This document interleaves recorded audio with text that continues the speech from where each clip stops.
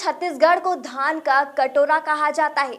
इसे छत्तीसगढ़ में खूबसूरत जिला है बालोद, जहां भारतीय जनता पार्टी के वरिष्ठ नेता और जिला अध्यक्ष कृष्णकांत पवार ने छत्तीसगढ़ के भूपेश सरकार पर निशाना साधा और कहा कि यह सरकार किसानों के साथ अन्याय करने वाली सरकार है। साथ ही सरकार से मांग की है कि केंद्र सरकार के फैसलों का पूरा लाभ किसानों को देकर प्रदेश सरकार इस साल धान खरीदी का काम भाजपा शासनकाल की तरह ही 1 नवंबर से शुरू करे और पिछले साल की तरह किसानों के साथ अपराधियों जैसा व्यवहार ना करे।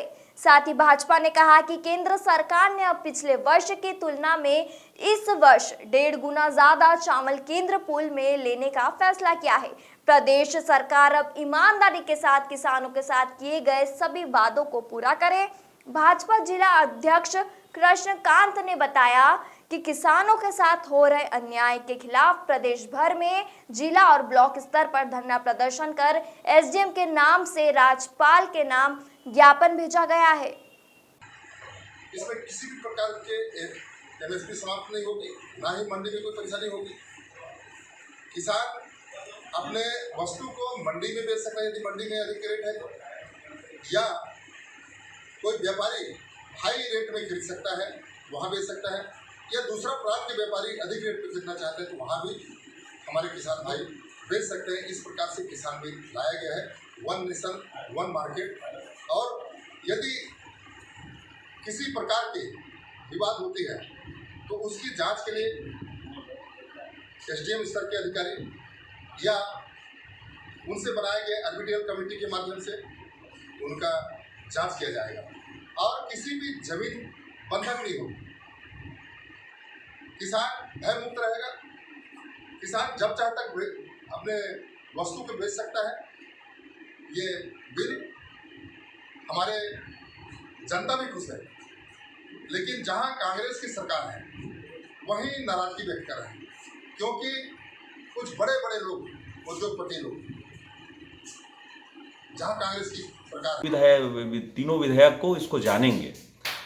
समर्थन मूल्य में धान खरीदी नहीं होगी, इस प्रकार की जो हल्ला मचाई जा रही है वो बिल्कुल गलत बात है।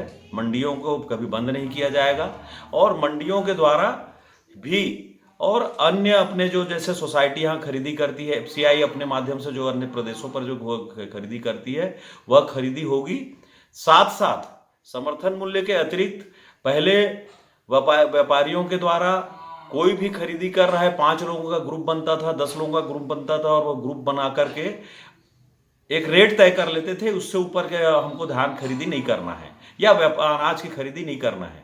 अब परिस्थिति बहुत दूसरा आने वाली है, क्योंकि पहले हम जब सीधे राइस मिल को धान बेचते थे तो वह किसानों के द्वारा और वह राइस मिल मिलर के द्वारा 2 नंबर होता था।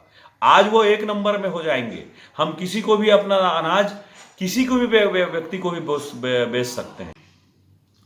समर्थन मूल्य में धान की खरीदी जो की जाती है उसके संबंध में स्पष्ट है कि भारत की सरकार जो है पूरे देश में किसानों के लिए समर्थन मूल्य 19 खाद्यान्न पदार्थों पर जारी करती है, जिसमें धान और गेहूं के रेट जो जारी हुए हैं उससे कम रेट में किसान को धान बेचना नहीं है।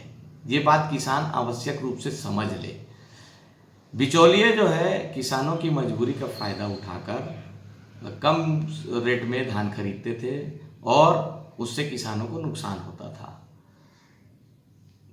सरकार इस बात को अच्छे से जानती है और सरकार ने इस बात का पूरा प्रयास किया है कि इतना समर्थन मूल्य प्राप्त हो कि किसान को 2 पैसा बचे, उसकी आर्थिक स्थिति सुधरे। इससे बाजार की व्यवस्था पर कोई फर्क नहीं पड़ेगा, ये सिर्फ अफवाह है। और मैं किसानों को अवगत कराना चाहूँगा कि वे समर्थन मूल्य से कम में अपने धान न बेचें। बिचौलिए जो है मजबूर होकर समर्थन मूल्य में खरीदेंगे।